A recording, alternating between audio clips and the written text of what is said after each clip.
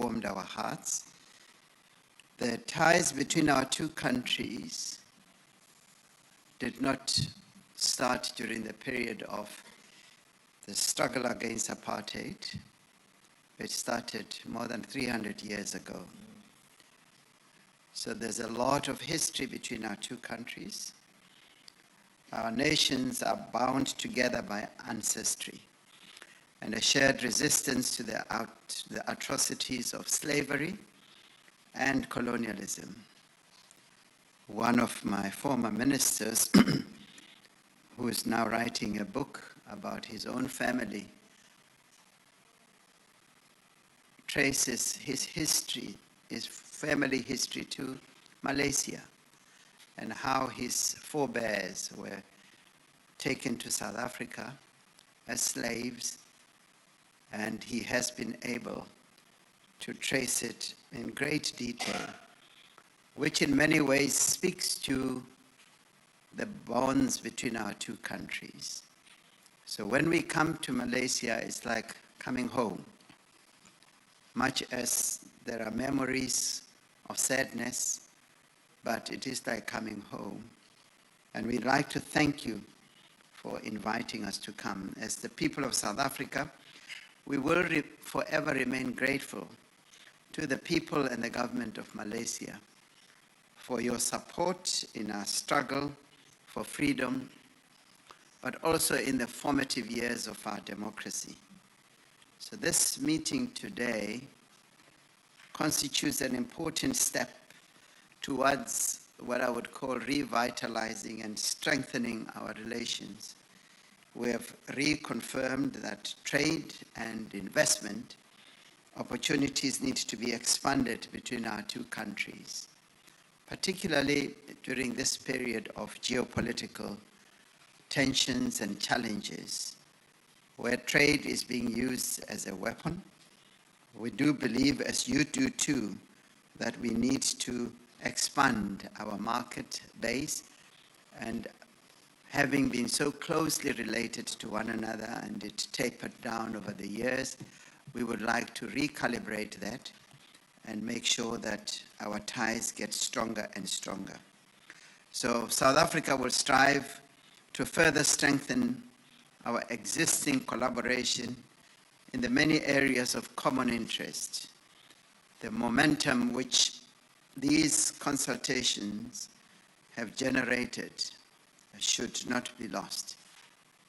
Beyond yourself and myself, I'm pleased to know that our ministers and our officials have started the collaboration process and will extend it even beyond this visit. We agree that regular meetings of this nature will keep us focused as we strive to reach the full potential of our cooperation, while at the same time strengthening the bonds of solidarity that bind us together.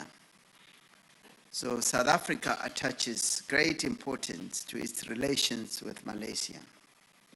It is my hope that we will continue to strengthen our friendship and our cooperation as two nations with the various exchanges that we should have. It would be most fitting that we rekindle also our people-to-people relations, especially in education, as you talk about exchanges between our universities, at research level, at student exchange level, and we should also broaden the exchanges at the cultural level and also at the sport level. And of course, you know what a great sporting country we are. We win world championships, not that we're here to boast, but that's the reality. A number of foreign policy issues were also touched upon, as you have also touched on, and these include the situation in the Middle East and particularly Palestine. We are deeply grateful for the support that you have given to South Africa, as South Africa demonstrated its support for the people of Palestine. As you correctly said during our bilateral meeting, our support for Palestine was not just a fanciful act. It is born out of our own experience during our consultation or meet bilateral.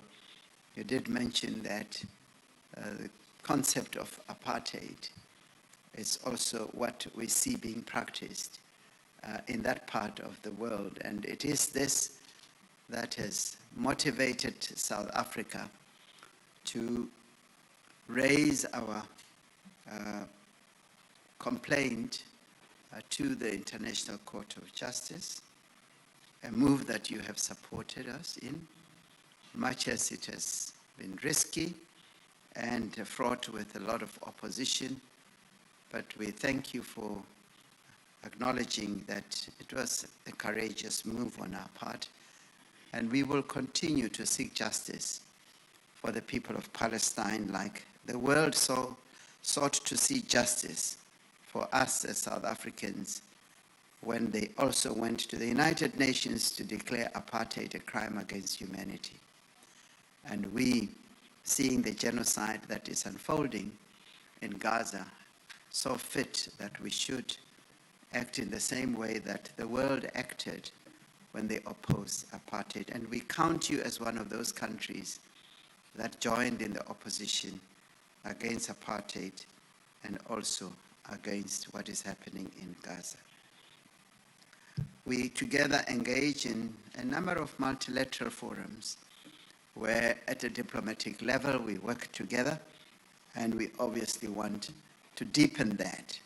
And our pull-aside meeting in Brazil led to this rekindling of the relationship between South Africa and Malaysia. And we agreed that we need to strengthen our relations as we strengthen the South-South relations at a global level. And we also discussed how South Africa, as being part of the AU and SADC, can be closely linked to ASEAN. And in this regard, I would like to thank you for inviting South Africa to participate in the ASEAN Summit, which we are grateful for. And we are really pleased that in the spirit of friendship and cooperation between our two nations, you have agreed to honor us with your presence at the G20 Summit, which takes place next month in Johannesburg in South Africa. And we await to welcome you there together with the business delegation that you are going to bring, which will help to solidify our relations at a trade and investment level. And our ministers are going to be fully engaged in crafting memoranda of understanding in a number of areas, in defense, in trade and industry, in agriculture, in areas such as halal foods, and so forth. So we need to upgrade the trade between our two countries. Where we are trading now, the level is just too low. We need to upgrade it to a much higher level. And Prime Minister, in extending the friendship and cooperation between us, I wish to extend to you an invitation to visit South Africa as a state-level visit in 2026. So your visit to South Africa now for the G20 is just a warming up process. So I want you to come in a full-blown visit to South Africa, and we will be honored to welcome you to the most beautiful country in the world, South Africa. But having come to Malaysia for the first time, I now see that South Africa has competition. Malaysia is also beautiful. So you join the ranks of the most beautiful countries in the world. So thank you for welcoming me to Malaysia.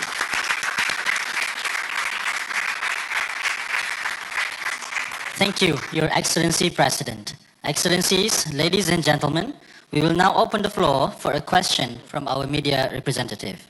In the interest of time, we will allow only one question to be answered by both leaders. Good. May we have the first question from the floor? Yeah, one question. One question.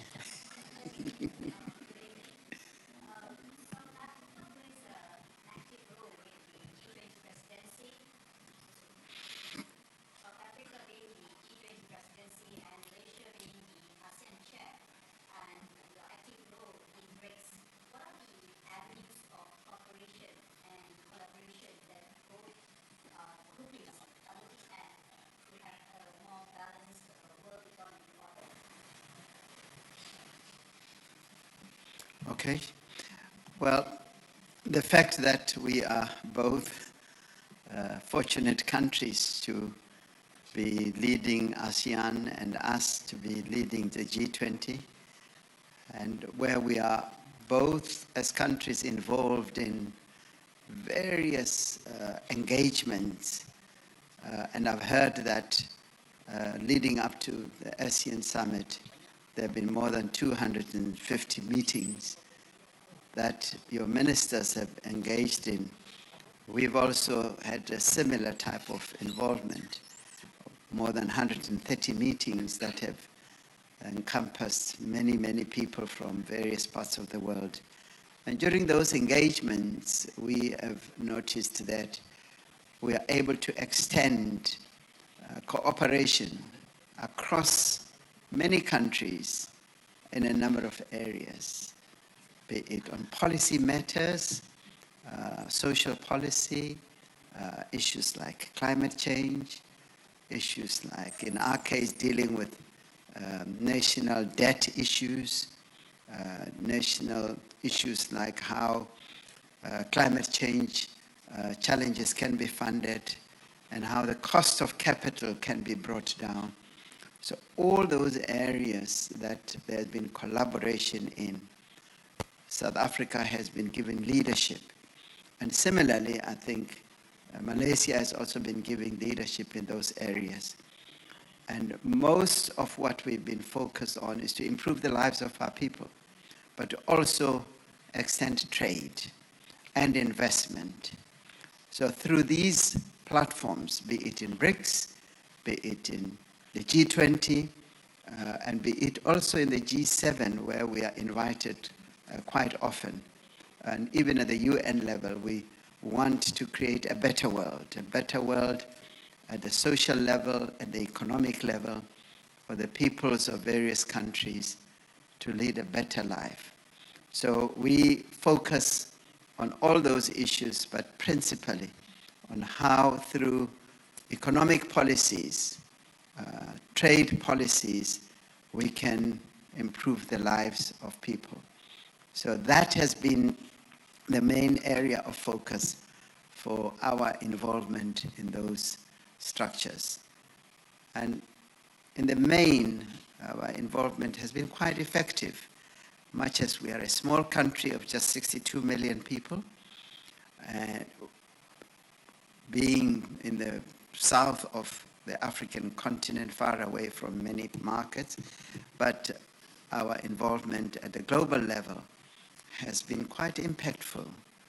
And in the recent past, South Africa's stature has been raised, and our voice is heard in many places on various areas that affect the lives of people, economic, social, and otherwise. So it's been an honor for us to be part of the G20 and to be part of BRICS and to participate in various other forums. Thank you. To follow up on the assertions by the President, I would say that Malaysia is essentially a trading nation. And we believe in the globalization and multilateral arrangements. And to affect this change, we have to open up new markets. So, of course, the fundamental concern and priorities, of course, economic collaboration.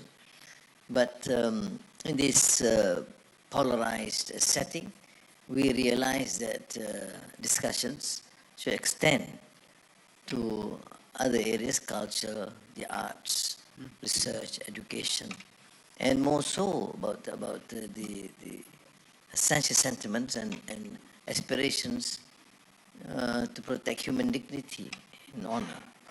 And with President Ramaphosa, we discussed it, that there is clearly a deficit in terms of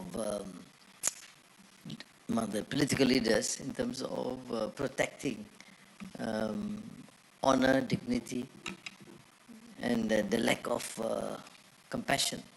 So other than trading arrangement, which we have to open up, because Malaysia, for example, cannot be totally dependent on a few countries. The market is expanding, the economy is growing, and to ensure our own survival, then we take very pragmatic, practical measures to enhance intra-ASEAN trade, collaborate further effectively within the region Asia. But I realized, therefore, in this globalized world, we had to secure friends, particularly friends that share a common vision, common ideals. And that's why when I was given the opportunity to chair ASEAN, I said the two countries that I would certainly focus. I believe in them, and I express the same sentiments with their leaders, so South Africa and Brazil. And I'm so happy, of course, and delighted with my colleagues that they are here. And from here, we move further. But again, the test is not in these meetings. The test is whether we can concretize and execute what we have decided. Thank you. Thank you, Honorable Prime Minister and Your Excellency President. Excellencies, ladies and gentlemen, we have now concluded our joint press conference.